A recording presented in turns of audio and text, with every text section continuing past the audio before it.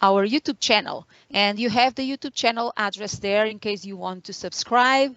But every time you answer yes to one of you register for our sessions, you should get an email in a couple of days after, up to 1 week after the session, with the link for the video recording, link for any files the presenter may share with us.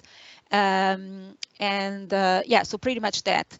So that's how it works. I wanted to say this for the people who might be new here. If you are new, welcome to the group. This group has been working since 2019. We just passed the 3,000 members. So thank you to everyone who is joining, and thank you to all the presenters who have been making this possible, sharing their time, their knowledge with us. And that's what makes this a great place to be, because we learn from each other every time. And let's see, now our next event will be February 15th. I'm still confirming with the speaker. It has been scheduled for a while, but I still need to confirm. The topic is going to probably be about Power BI and Excel, and it's a very known, well-known Excel and Power BI expert. And in March 22nd, we will have Mike Thomas from the UK presenting about Excel for Mac. That's the topic we have been talking about. I still need to confirm, but that's probably the topic we will have, which is a very interesting one. We never had any presentation about that, and more I see the need of knowing well the differences between the two systems, because every now and then I get clients who use Mac, and it's quite challenging to understand what's going to work and what may not work when we develop on Windows and the tool is going to be used on a Mac. For other events about Excel, feel free to take a picture there. Faraz always shares these on LinkedIn every month. There might be a couple of sessions missing from there. Mine to Vancouver Meetup group that I'm going to share in the next slide is missing from there. Probably it was not posted at the time this list was shared. So there's a lot going on that you can take advantage of from the other Meetup groups around the world. And the session I was telling you about is on February the 2nd. I'm going to talk about dynamic array functions. I've been having the opportunity to play, not so much playing, but also in fact develop tools using dynamic array functions. And I'm more and more in love with them, and it makes our work so much easier. This Christmas, I developed a tool for a family friend. We were chatting about Excel, and of course, you know how it goes. Oh, you know Excel, why don't you help me here with my spreadsheet? And it was so hard because this person, the company where this person is working, is using still 2010. Can you believe it? And it's a big hospital in a big city in the US. And it was so hard for me to go back to not working with dynamic array functions. Very, very difficult. So another event going on is, or about to happen, beginning of February, 6th to 8th of February, is the Global Excel Summit. It's going to be the 3rd edition. I'm also going to be part of the presenters there. A lot of fantastic people, amazing professionals, speakers that you can learn from. There's master classes as well. Some sessions are for free, so there's certain areas of the event that you can access for free. And then the conference itself and the master classes are paid. You can get 10% off if you use the coupon Celia10, if you use that code.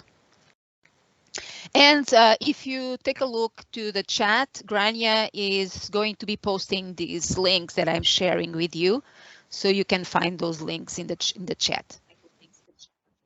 And later with when I send out my email, I will send you this PDF, this presentation as a PDF, and you will have all these links to the YouTube channel and other resources that you can use to learn Excel. My training program is about to open in the next few weeks. We are going to open for new students. So if you want to keep an eye on that, there's the links there for that as well. It's about automation of reporting procedures with Excel. And that's it. So we have Melissa de Korte today. This session has been scheduled for so long, and we are so grateful that we can have Melissa today and that she took the time to prepare a presentation for us to be here and to share a little bit of her knowledge that we all, those of us who follow her work on LinkedIn, for example, we know that her mind is brilliant, and about M language that we use with Power Query, either in Excel or Power BI, and even other tools, Microsoft tools that use Power Query. Sometimes the user interface is not enough to solve our needs, and using the M language is what makes it possible to surpass some barriers there. So thank you, Melissa. Thank you so much for joining us. Melissa is joining from the Netherlands. That's why our session is happening earlier today than usual. And Melissa has been working she says that her role is a little bit all over the place. So she does work a lot with data and data analysis, but she also works with automation using the Power Tools, Power Apps, and the other Power Platform tools that we have available from Microsoft. So thank you everyone for joining, for being here today. And Melissa, thank you again. And the stage is yours. Let us know what you have for us today. Thank you. Perfect. Let me share my screen. There we go. Of course. Let me know if you can see that. Sorry. Yes. Yeah. Yes. Perfect. I have muted myself. I was getting a bit scared. No audio and no video as well. Okay. So this is going to be our session today. We're going to have some fun with Power Query M. I'll briefly introduce myself as well. So here it goes. My name obviously is Melissa. I'm an enterprise DNA expert. That title can be awarded to members for their contributions to the community, in my case, by providing support on their forum. To date, I've also created 3 courses on Power Query for Enterprise DNA, all of which can be accessed through their learning platform. Today we'll be exploring concepts and techniques in the M language by working through some challenges. So I will share my approach and my problem breakdown. I'll probably introduce a couple of M functions not accessible through the ribbon, and we'll use lists, records, and tables in ways you might not have seen before. So if this is the first time you've joined a session by me, please don't be alarmed, but yes, I do write M code, and I hope that you look forward to that. Definitely ask me anything about the solution that I'm presenting. So one request, please keep questions in between the scenarios on topic. Save any off-topic questions that you might have to the end of the presentation. I think that's more than enough of an intro. Let's get started. So this is our first scenario. We will take on a stacked data challenge. This one was posted by Celia on LinkedIn. If you're not familiar, please go check VJ out. He's awesome. He posts a daily challenge for you to solve. And the task is to turn this one column of data into this table here. So we have to make sure to turn this into a table, then add a rank, sort it by that ranking number. Let's get to Power Query. So here we go.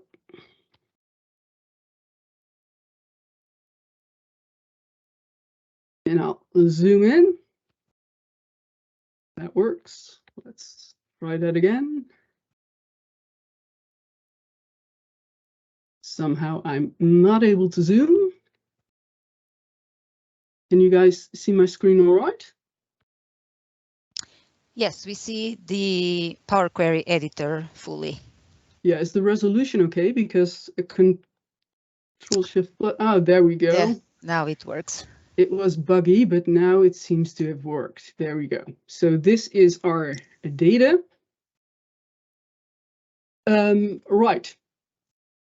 Let's get into the advanced editor straight away so we can take a look at what you can find there. So when you open the advanced editor window, and I'll zoom into this as well. So that's not giving me any issues. That's always nice. In here, you will see a let expression. So a let expression, that's something that starts with a let clause. You can see that on the first line. Let is a keyword in the M language. And then it's followed by a comma delimited list of variables and values assigned to them. At the end, you will have an in clause, and whatever is returned after the in clause, that's the result of your let expression. Now, when you design your queries using the user interface, this code will look sequential because each of the steps or the transformations that you're performing using the UI, that builds on the output or the result of the previous step. Just know that that is not a requirement. The M engine will always follow the dependency chain of your query. So that's something to keep in mind. So I know that at some point I'm going to create a table, of course, and my table will need column names. Now, the column names were already provided in the output that we were supposed to generate. So I have a list. I can create a list with those values. I'm going to do that all the way at the top. And I'll call that variable List.Columns and make that equal to a list of values. Now, lists are something that you can create with those curly brackets. So I'm going to enter that. Please believe me when I say that nobody likes to see me type. So I've copied that. And I'm going to paste that in. So these are all of the column names. And don't forget to place a comment at the end. That will make that squiggly line go away there. So we have 5 items here in that list. Let's see what that looks like if we take a view from the user interface. I'll press done, and I will select that step. So here's our list, and it does have 5 items in it. Perfect. Now, there's something that or at least that I hope that you've noticed. If you have a quick eye, you can see that the order here is the same. So the value order is always the country, the population, the growth rate, the area, and the density, and then it starts over again. And that's exactly the column order that I just created here in that list. So that's something that we will leverage. So the first thing that I'm going to do is I'm going to turn this table of data into a list by drilling down into that data column. I can just right-click that header and select drill down. So instead of a table, I now have a list. And I'm going to split this list up to retrieve or gather all of the values associated for each row in the table. So here we go. List.Split, that's the function that I'm looking for. Move to the end, enter a comma here, and as a page size, I could enter a number. Now I had 5 items in my list, so I could enter a 5 here, or I can just count the number of elements in that list that I created. Let's do that. So List.Count, and supply that our custom list. Don't forget the closing parentheses to the List.Split function, and press that check mark. So instead of a list with values, we now have a list that contains nested lists. Let's click off to the side so we can take a peek inside. And here we have all of the values that make up a single row for the table. So let's turn that into a table. I'm going to press the affix in front of the formula bar. That will generate a custom step for me. So you can see that that referenced the previous step name here in the applied steps pane. And I'm going to say Table.From.Rows. See, there it is. Press that check mark again. Awesome. So the first part is done. We've created a table. All we have to do now is rank on population. And of course, sort that data. Now there's one thing that I've got. Here I have those anonymous columns, right?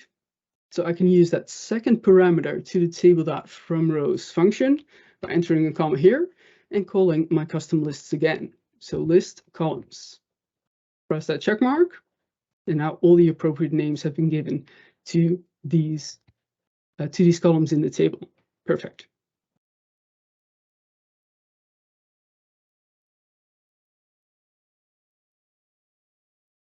So for ranking, I'm not going to sort and add an index. Instead, what I'm going to do is use an M function that was added last year to the M language called Table.AddRankingColumn.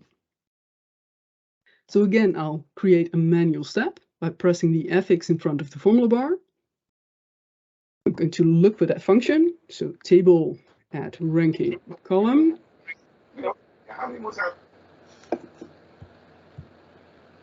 Wrap that around it.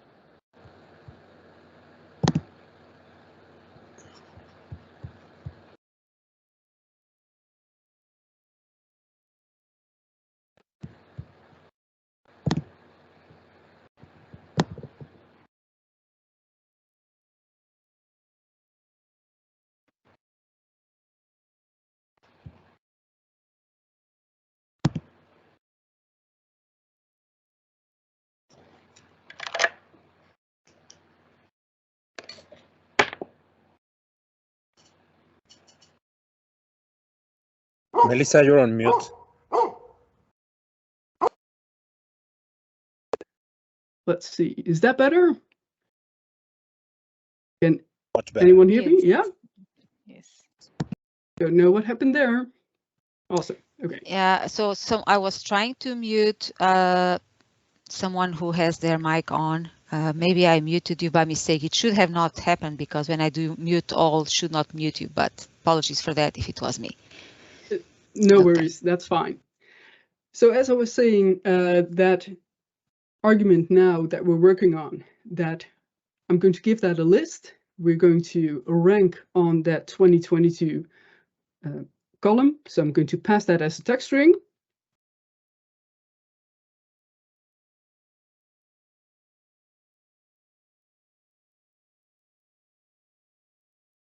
And then we want to rank that descending. So descending, look that up, order descending, there we go.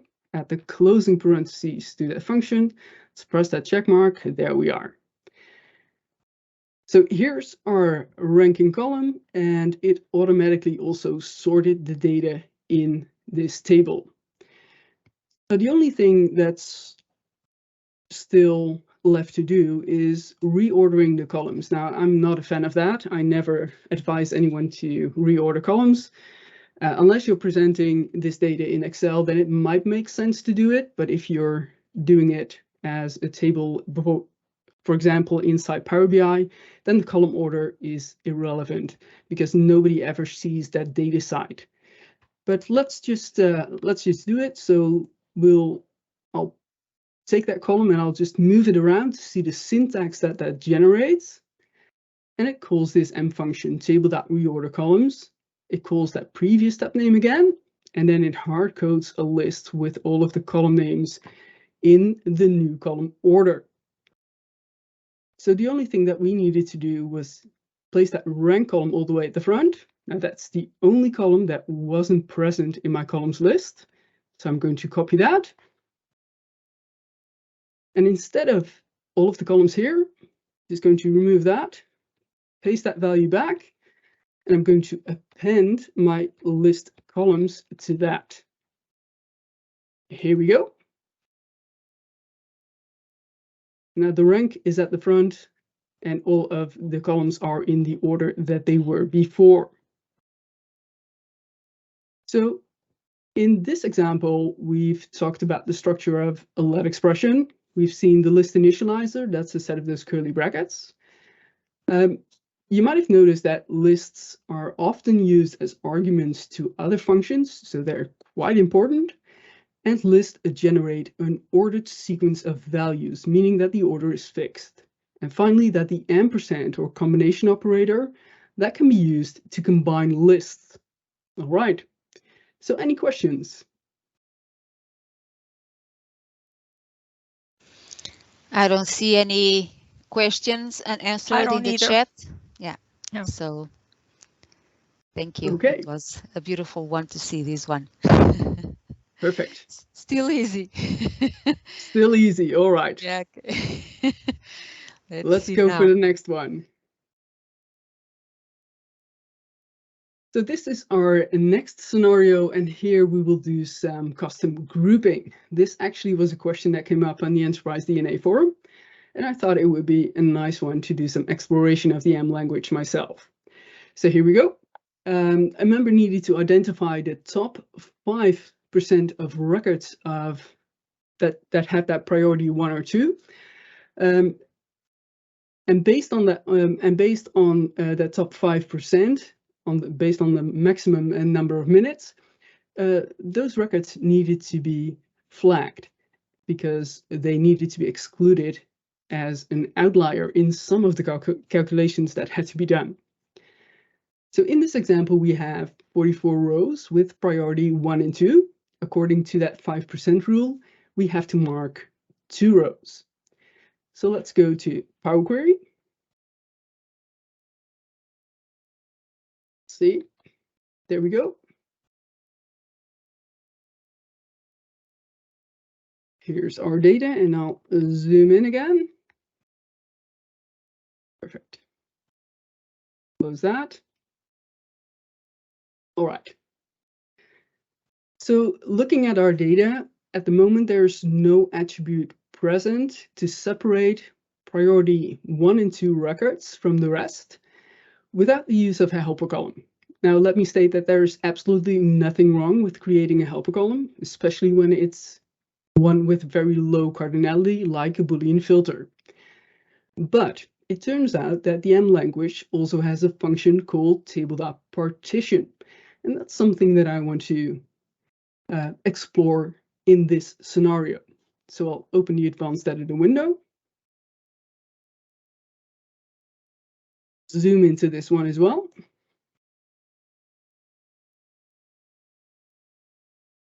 Place a comma at the end of the last line, go to a new line, and now I can create a variable. Let's call that partition. And now I can call the Table.Partition function.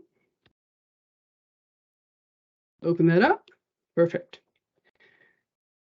So it's a table function. So as the first argument, it is asking for a table. I'm going to copy that. Perfect. Next, it wants a column as a text, and that's the column to evaluate. So we're going to do an evaluation over each row in the table. And here it's asking which column are we going to use for that? And that's going to be that priority column here. Pass that as a text string. Finally, groups as a number. So how many partitions are we going to create? We're going to create 2 partitions. So I'll enter that here. And finally, a hash as function. All right. So a function to obtain a hash value, and that needs to be a number. So let's start with the each keyword here. So we're going to do something for each of the rows in our table. It has to be a number, so I'm going to say Number.From. And because we've used the each keyword that takes one nameless variable, the underscore, so I can enter that here, and that will refer to each row of the table. So we're evaluating row by row. And we're going to see if that is greater than 2. All right. So this expression, or this condition, actually, that returns either true or false for each row of the table. Now, because we have to give this final argument, make sure that that returns a number that has hash function, that's why I've wrapped Number.From around it. So when it returns true, that value gets transformed into a 1. If it's false, it's transformed into a 0. So that's important to be aware of, because there's no automatic type conversion in the M language. So you have to use Number.From here to convert that Boolean into a number type.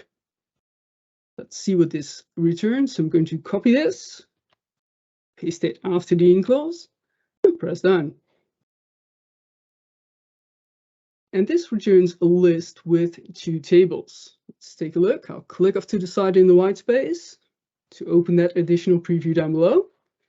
So my first table, that has all of the priority 1 and 2 rows, and my second table has all of the other priorities, the remaining rows in my table.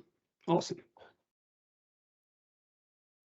So if I want to do some calculation over that initial table, right, over that first one here, I'm going to need to access that table. So let's just click on it. So I'll click on the value, and that will add a manual step. So I've drilled down in this specific table, and that generates this syntax. So it's calling the previous step name that returned a list with 2 items, 2 tables, and then it uses the index operator, right? The item access operator is another set of those curly brackets, and it's referring to the 0-based index position of that item within the list. So we've extracted that first table with this syntax. Now, all right, the next thing that we wanted to do, right, is calculate the number of rows to exclude based on that 5% rule that we had. So I'll just go to the Transform tab and select Count Rows. Again, this generates a new step. It returns those 44 rows, as was expected. And now we can multiply that by 0.05. Press that check mark, it returns 2.2. We can round that to Number.Round.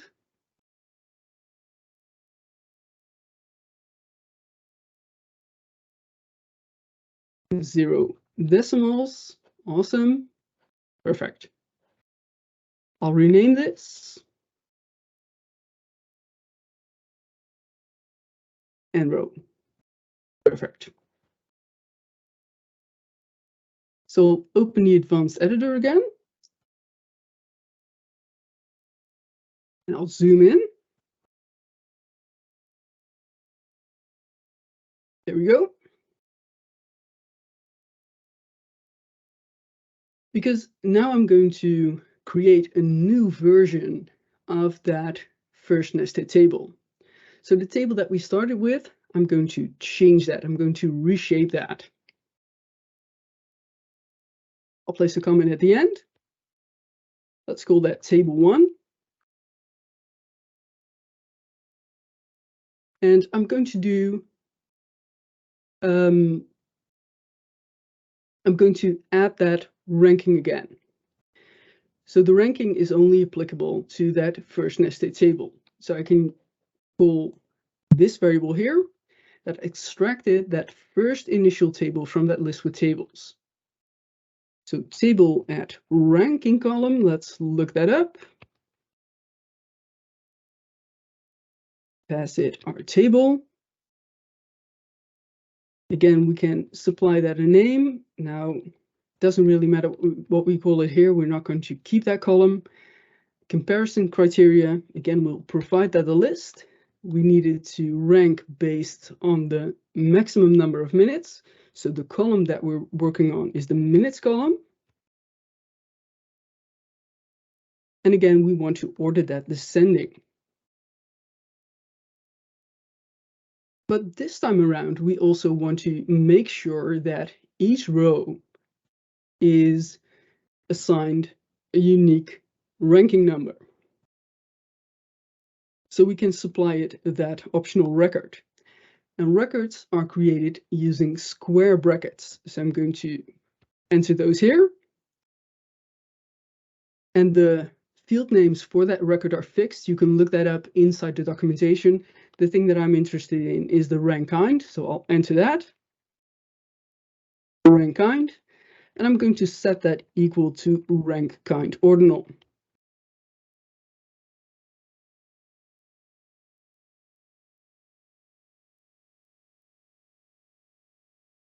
All right, perfect. Let's see what this does. So I'm going to return that, press done. So it returns a table. And when I scroll down, you see I have a couple of duplicates here. And these are assigned unique numbers. Perfect. So now we've ranked, we have a ranking on the number of minutes, and we know how many rows to exclude. We can create that Boolean filter and add that to the table as well. So I'll go back to the advanced editor window. I'll make that a bit bigger. Here we go. And we're going to add a column to this. So Table.AddColumn takes table, of course. Then we can go to a new line, new column name. Let's call that exclude, comma, column generator as a function. So here we can say for each row in my table, I want to look at that ranking value that I just created. So I'm going to use the lookup operator. That's a set of square brackets again, refer to my ranking column. Now I've called that I, as you can see here. And that value, that needs to be smaller than or equal to the number of n row. Now that will return either true or false. So I can also supply this the type. So I can say type logical. Close that off. Let's take a look if that worked. It's always nice if stuff works. So the top two rows, those are evaluated to true, and all of the remaining rows are evaluated to false. Awesome. Now I can clean up that column I, that helper column here that I use for the ranking. I can remove that. I could obviously do that through the UI, but I'm just going to keep nesting some of these functions. Here we go. So table remove columns. Open that up. And just supply it a list with the column name. Now I wanted to remove the column I. Perfect. Done. So now I've reshaped this table, but I've only done that for the first table that I segmented. The second table is still unchanged, so it still has those three columns, records, priority, and minutes. And of course, we want to add that exclude column to that as well. So let's do that.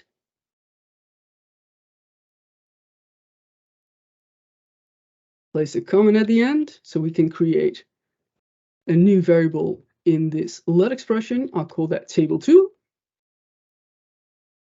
We're going to extract that from the list with our tables. And we'll add a column to that. So Table.AddColumn. instead of the first table, we now want to transform the second table in that list.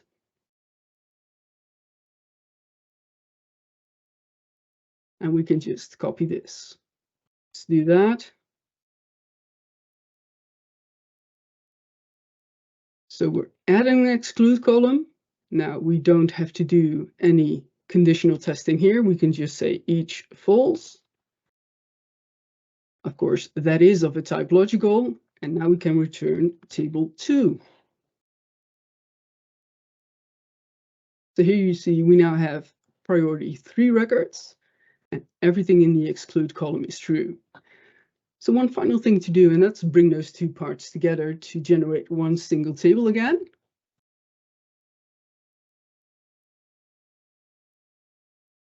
Place the comment at the end. I'll call that T. And again, I'll call table1, use the ampersand or combination operator to join table2 to that as well, and return that value. Awesome. So in this example, we've seen that you can use item access with those curly brackets to access an item in a list based on its 0 base index position within that list. We've seen the record initializer. That's a set of those square brackets.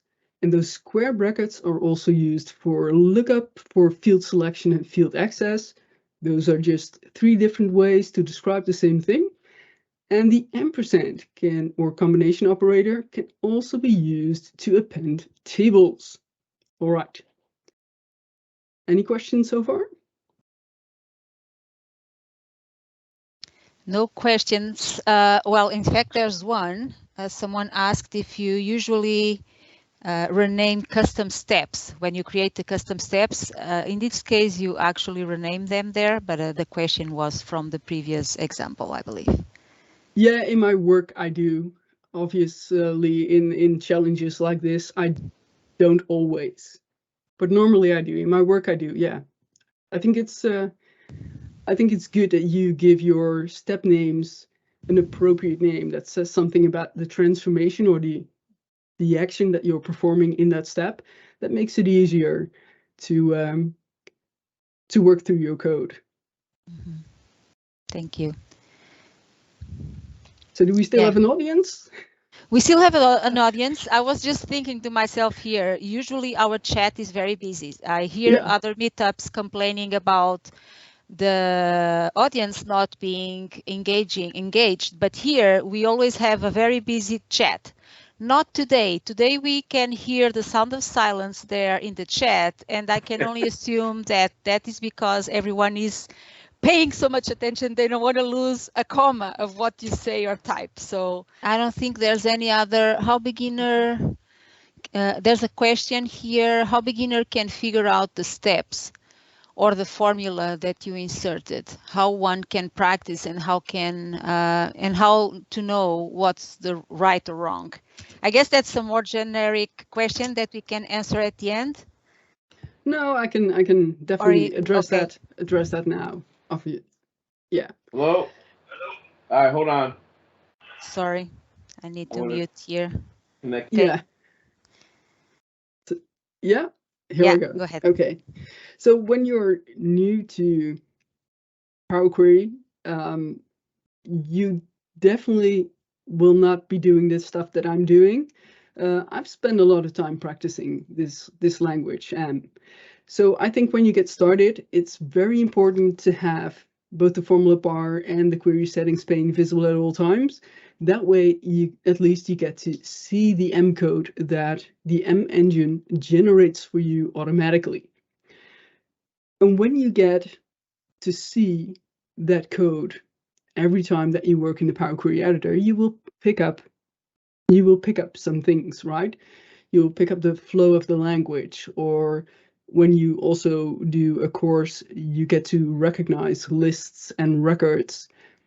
And then you can start by modifying or writing some small bits of M code, like adding a custom column through the user interface. At that point, you're already writing M. So, take small steps Definitely, nobody does what I'm doing overnight, I'm sure. Yeah, I also agree with you. And so for beginners, the first thing to worry about is to, I would say, to know very well the tools that we have available in the user interface. Do not worry so much in learning M at the beginning, but as Melissa suggested, if we keep an eye on the formulas that Power Query generates for us every time we click something, we are already learning. And if people keep using Power Query, at some point they will come across a challenge that cannot be solved. There's not a button there in the UI that can be used to solve the problem. And that's when we start looking for other options. One of the things I always recommend too is to people is to go to the Microsoft documentation for the M language referencing all the functions, and look through that, because the names of the functions are quite explanatory most of the times of what they do. So just by looking through the table functions, the list functions, we start getting something that can be useful for us. And then it's a matter of practice, as Melissa says. Vivek has his hand up. So we have someone, is it Vivek who has an hand up? Someone? No, okay, Celia. I just wanted to share my experience.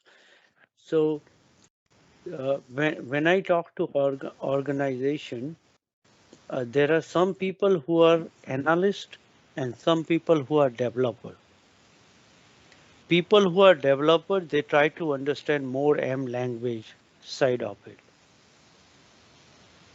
They create a data set, and what everybody is talking about, that how do I learn language and all. Not everybody needs to learn language.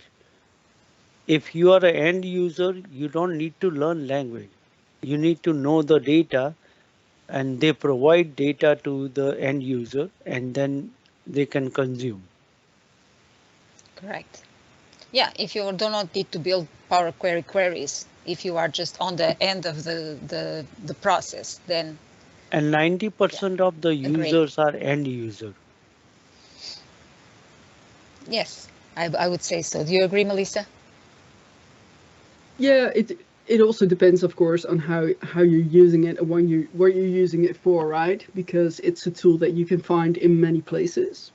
You know, you can find it in Power Query Online, you can find it in Excel, you can find it in Power BI Desktop. So depending on what you need it for, your role could change. Because there are some experienced Excel users that would benefit greatly from learning more about Power Query and leaving, for example, more VBA behind. So there's some crossover there, I think. Mm-hmm. Okay, I think no more questions, so we can continue, Melissa. Thank you. Thank you, awesome, everyone, for asking the questions. Here we go. Our next scenario, and that's a conditional win streak challenge. Again, this was created by Excel BI on LinkedIn. So this time we have to return names and dates for each consecutive 3x1 sequence within a span of 180 days. So there are multiple criteria that we have to take into account. Let's go back to Power Query.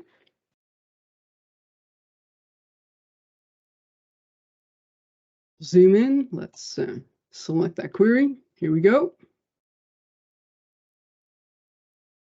So again, I'm going to want to segment this data, right? I've got the name column already selected. I'm going to press down my Control key on my keyboard and also select the one column here. And now I will choose Group By. So this dialog pops up, and because I've selected more than one column, it automatically selected the advanced options here. And these are now the keys set to the grouping. That means that this will return a unique combination. of these two fields for this table. Now, as operation, I want to segment my data. So I'm going to select the bottom option here, all rows. And as end result, I have to return two columns, right? The names and the dates. So I'm going to rename that new column that I'm generating. I'm going to call that date as well. Let's press OK. Perfect. So it's close, but it's not exactly what I want. But fortunately, the group by has an optional third parameter for the group kind. And we can enter that. So like I said, by default, it works out that unique combination of name and one. Now I want it to respect sequences. And for that, I have to change that group kind setting. So group kind, we'll change it from global, that's the default, to local. Now watch the table as I press that check mark. So we have 8 rows now.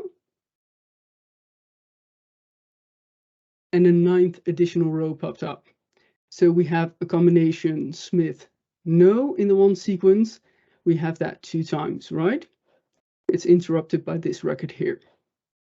So it's now respecting sequences for the set key fields. Awesome. Let's go back to the advanced editor window. Make that a bit bigger as well and zoom in. I'll rename this. I don't like the quoted notation much, so removing those spaces, that usually helps.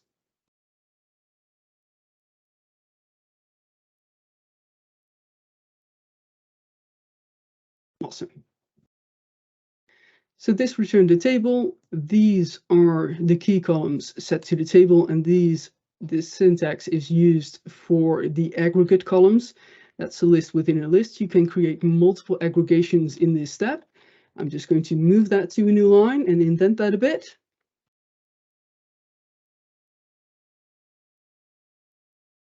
All right. So each underscore, the underscore now returns a table. Previously, we had records that were returned by each, but now we have a table because that's the result that we're still seeing here on the screen, right? We retrieved all of the rows and that returned a table.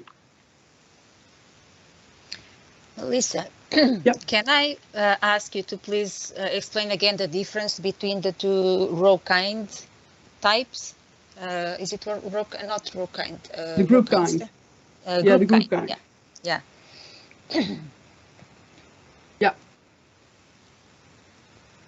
So what I'll do is I'll change this to GroupKind.Global.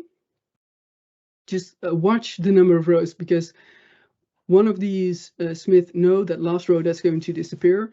I'll press the check mark here. So what the GroupKind does is it creates or the group by that generates a unique result for the set key columns. Now I have 2 key columns here, the name and the one column. So each of this value combination is unique in the table that's returned by group by.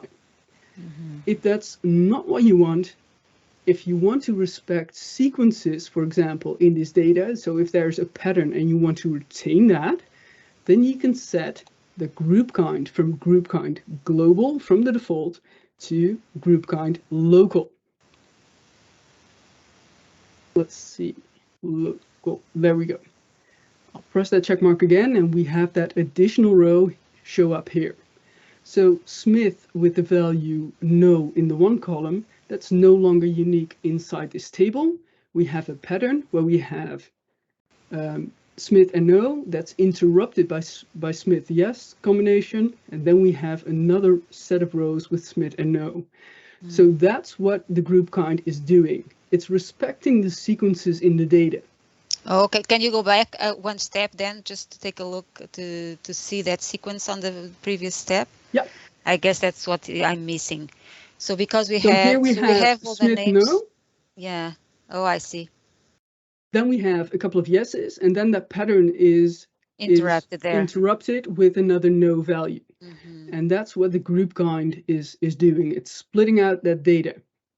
I see. So here we have that first row, then we have that sequence of rows that returned yeses, and then we have that final row that returned a no as well. So the order of the different records really matters in this case. Yeah, the order of the items in your table information is key. Yes, definitely. Okay, thank you. You're welcome. So let's select a different table, by the way. Let's select this one. Keep that on the screen. Let's open that back up. Zoom in. So the each here, of course, returns a table. We've just seen that. We still see that table here on the screen, and it has that type setting record. So we're declaring that as a table, the underscore. It has 3 columns. We can all see that, and it's setting the type for those. Now, I don't need that because we're not going to return a table.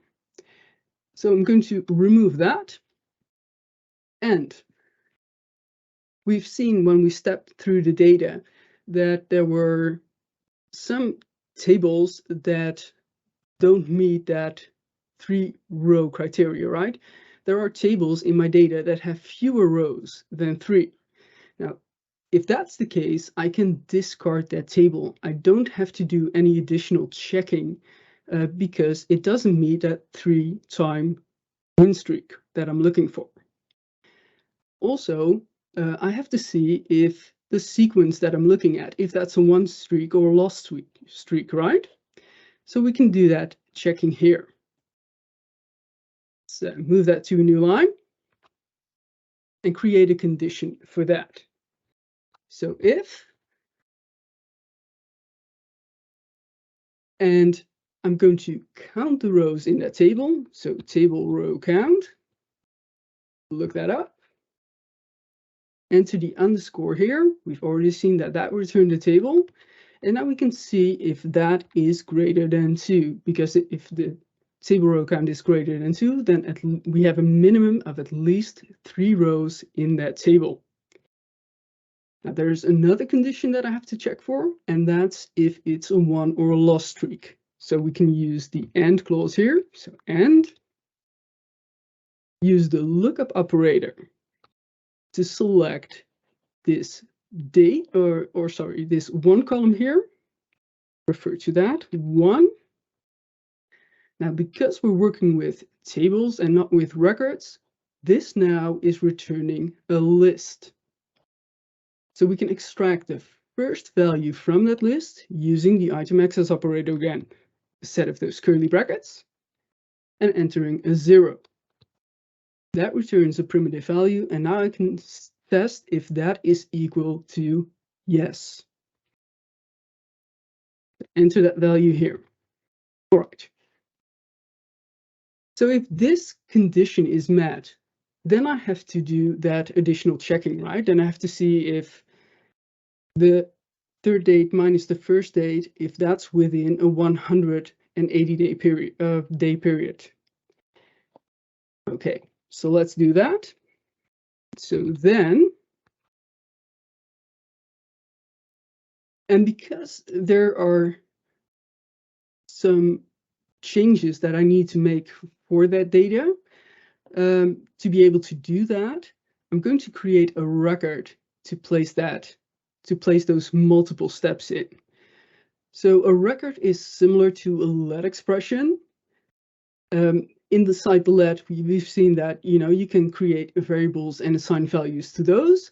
Inside a record, you can create fields, and a field is a name value pair.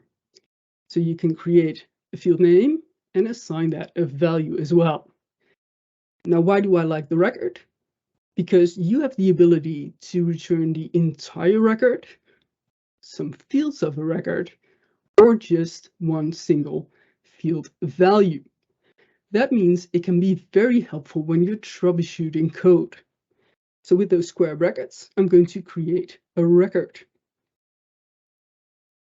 Here we go. And the first thing that I need to do, because this is not of a date data type, this is actually a text string that we see here. I need to transform that into a date in order to work out what the difference is between that third and that first item. So I'm going to create a field called D. I'm going to transform the values in a list. So List.Transform,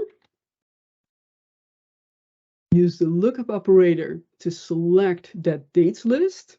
So in a set of square brackets, refer to date. And the transformation that I'm doing is turning that into an actual date data type. So Date.From, comma, and now I can create a new field inside my record. So when I have dates, I can now do that calculation, do that testing, right? To work out the difference between the first and the third item.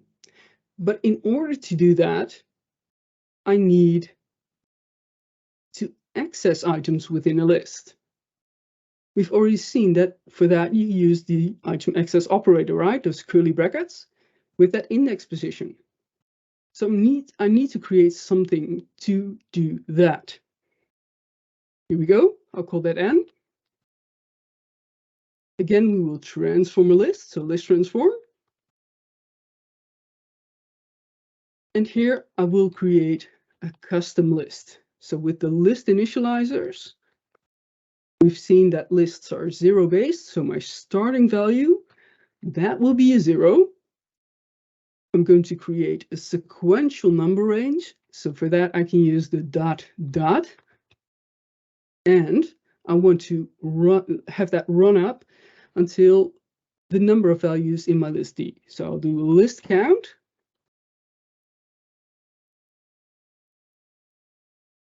And refer to my field D. So enter that here.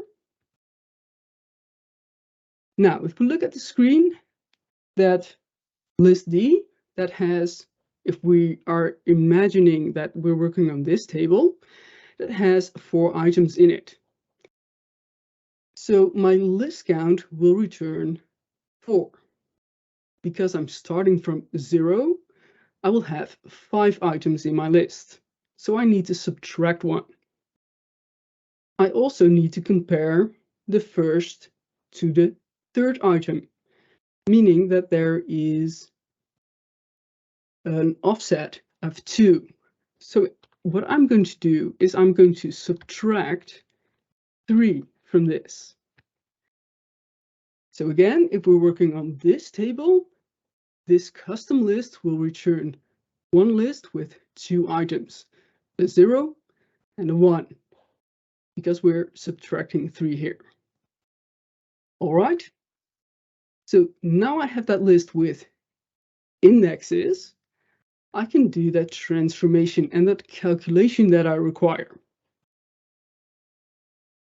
So here we go.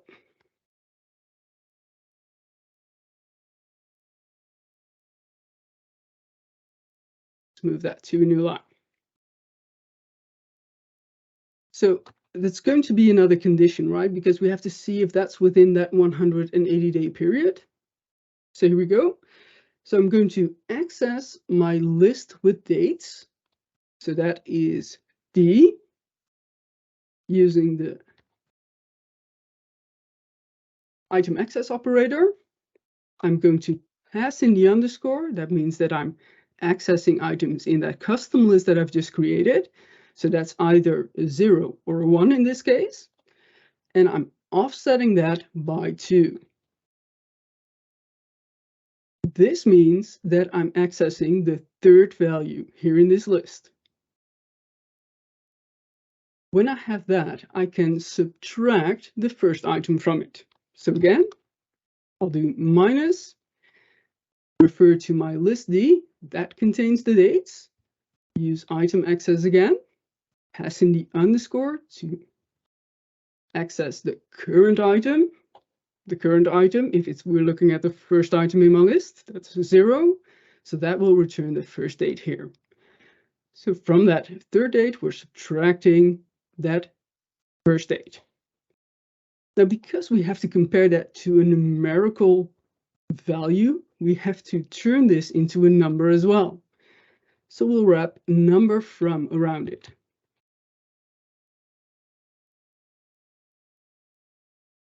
And now we can see if that's within that 180-day period.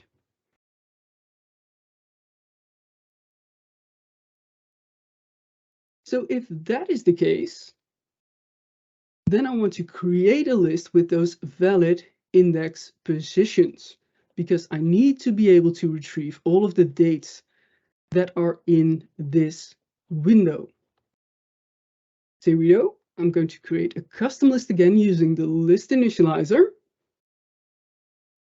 And this time that will run from the current item up to the current item +2. Else, if I don't have that, if I don't meet that criteria, then I'm just going to create an empty list. So else, use the list initializer, create that empty list. Awesome. So what have we done? We've created a list for each of the index values within List.Transform. So if the condition is met for my first list item, we've created a list that contains these 3 positions. If that second item is also within that 180-day period, we've retrieved these positions inside another list. Now, obviously, that will get me some duplication, right? And I do have separate lists. So what I want to do is generate one single list with unique values.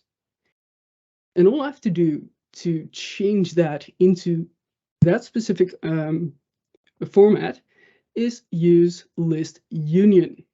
So I'm going to wrap that around it. List.Union. And that will ensure that I will get one single list as a result, and all of my index number will only be present once within that list that's returned. All right. So now we have a list with indexes, but we don't have a list with dates. So we can transform that and extract the dates that meet that criteria. So I'll create one final field in my record. Let's call that R for result. We'll transform our list again.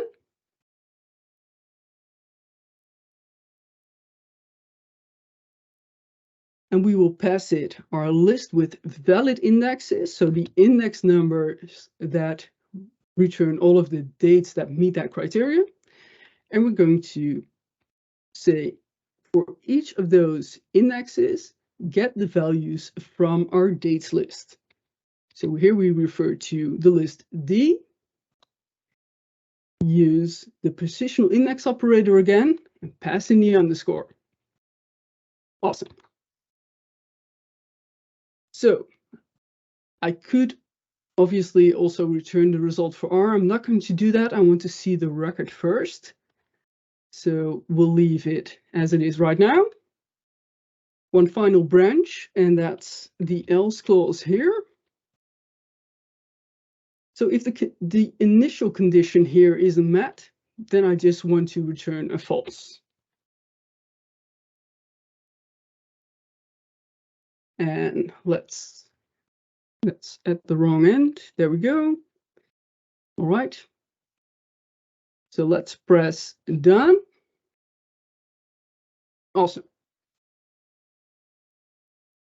So we've got a couple of falses, we've got a couple of records. Let's take a peek at one of those records, and that returns 3 separate lists. Let's add that as a new query so we can take a closer look. So we have a list with dates, and that was just the column values transformed into an actual date data type. So our dates column contained text values. We converted that to actual dates.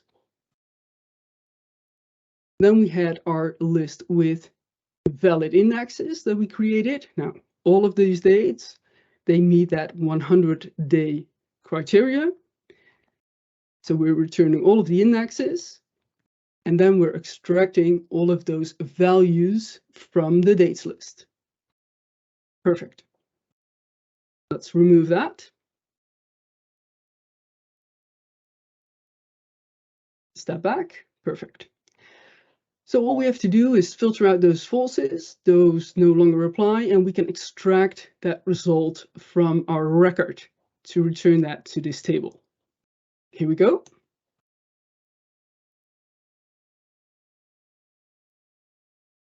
Zoom in.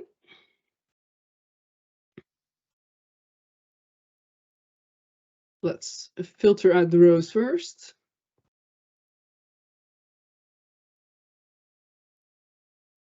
So Table.SelectRows, and that's the function that you use for filtering. Here we go.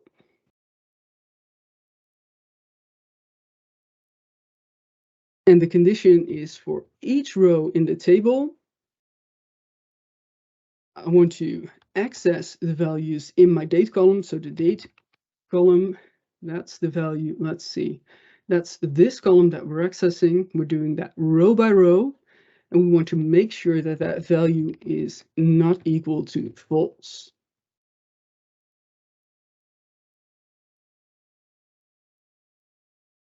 So, and for the closing, if you find the closing square bracket for your record, you can use the field access operator. That's another set of square brackets to refer to the field name that you want to extract from that record. So I'm returning the value for R. That's the list of values. Now there's one more thing that we can do straight away, and that's we have the name column, the one column, and the date column. We only were asked to return the name and the date column. So we could use projection to do that. And projection means that you're projecting a table to one with fewer columns. So you could remove a column, you could select columns, but you can also use projection to achieve that same thing. Projection is also something that's done with those square brackets. So I'll enter square brackets, and then I can select fields in another set of square brackets. So here is another set of square brackets, and I want to keep the name, comma, and the date.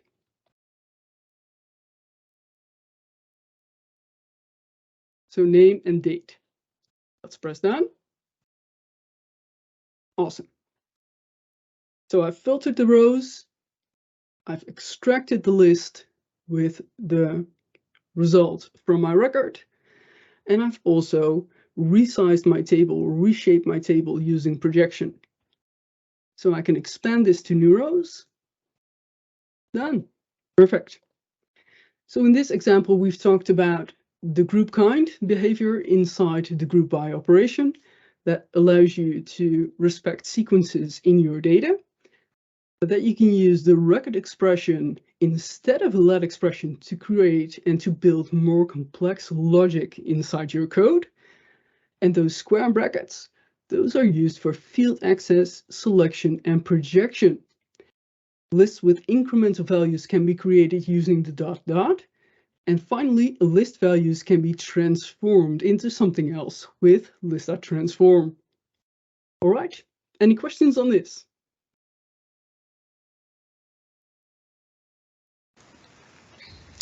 Let's see. I don't see any questions, only a couple of comments. Grania, did you spot any questions? Yes, Christian's got one for Melissa.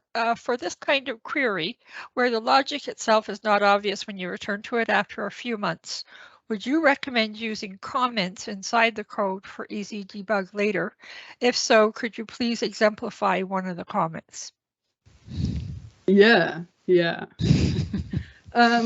It's a great question, obviously. Obviously, when you write code and someone will inherit that one day, it's very good practice to add some comments to your code. So definitely recommend that. as for my ability to read M code, I don't need any explanation when I see this code. This makes perfect sense to me. But again, after loads and loads of practice. So I totally get that this will make no sense to the majority. And I would definitely recommend commenting out your code and using better names than I've used. So instead of D here, you could actually call that dates, call it what it is.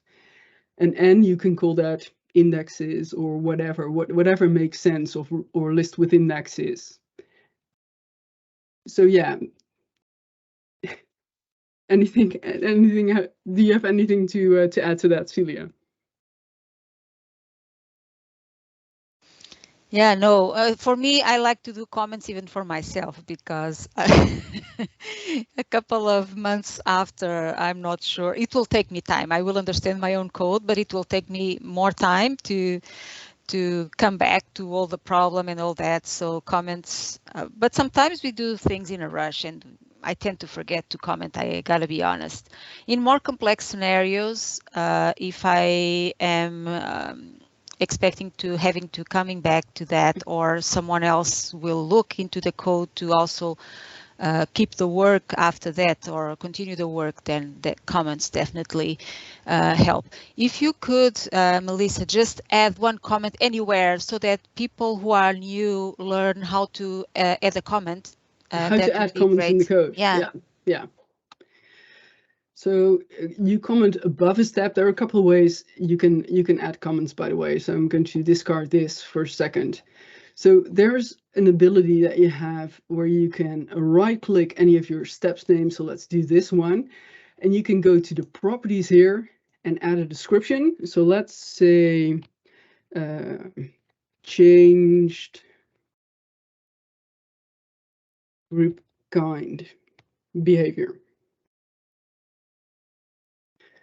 And let's press done. So now you see that eye pop up, and when you hover over that, you get to see that comment, and you also get to see that inside your code, because the M engine has already added that for you. So you see those double slashes here. Those are used for a single line comment in your code, and it's added that above the step that belongs to. So that's something to keep in mind. Yeah.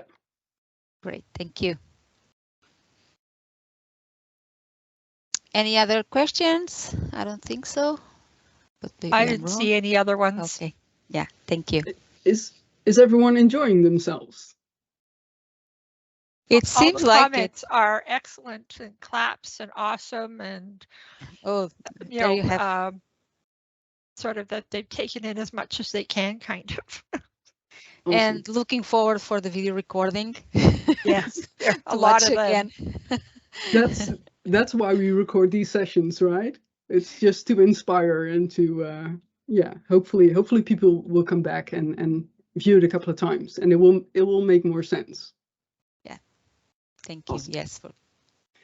So I don't know where we are time-wise. I had a spare scenario here. Is everyone still up for that? Is it a very long one, Melissa? I think about 20 minutes. Yeah, I guess it will probably run a bit too late. Yeah, because we are doing this in the middle. I'm doing this in the middle of the business day. It will run a little bit late for other commitments. So I guess you get to keep one extra for your next presentation. And thank you, by the way, Melissa, for preparing all these new cases, because I know that you prepare the new cases for this presentation. And so again, thank you for that. You're welcome. Any other comments there or questions before we end the session? We still have a couple of minutes, but we will have to end the session soon. One of the things, Melissa, that I learned from you, and I just love to see you doing that, and now I started doing it as well. I didn't know it was possible. When you are typing a new function name, you just type the initials. Yeah. Can you demo that? Because I don't know if everyone caught that. I think it's, I didn't know about that ability, and it's so helpful. It is really helpful, where you just have to write the capital letters and some more letters of the last words if you want to zoom into that more quickly. The prerequisite for that to work, though, is that you have to have that option IntelliSense enabled. So that's something that you have to check in your settings. If that's the case, then this tip or trick will definitely work for you. So let's say we wanted to do another filter, right? We want to filter the rows, so we can do Table.SelectRows, so TSR, and the IntelliSense already suggests this function. If it's not this one, you can scroll down the list or start to type more letters of that last word to zoom in. Right, and press tab to select it, and then you can just expand on the logic. Yeah. Thank you. Yeah, and IntelliSense, I think it's only available in Microsoft 365 in what relates to Excel, and I'm not sure the other standalone versions like 2021 or 2019. I don't think they have IntelliSense, but I'm not sure. So just in case people who have 2016, for example, they try to get the IntelliSense to work, I don't think it will. It's not in 16, but I think I had it when I had 19. Okay. And 2021, Nishant is also confirming that in 2021 is available. So only in the last two versions, and then standalone versions of Excel or the Microsoft Office and Microsoft 365. Okay, so let's see.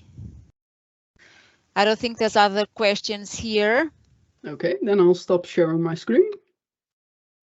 If you want to share with us once more where people can connect with you or find your work, that would be great. The best way to connect with me is probably on LinkedIn. So I believe Green had to have posted that already. There you go. It's already, thank you so much for that. Awesome. So there's my my LinkedIn. Definitely connect with me. I'm always open to connect with everyone, or follow me if you don't want to connect. That's obviously fine as well.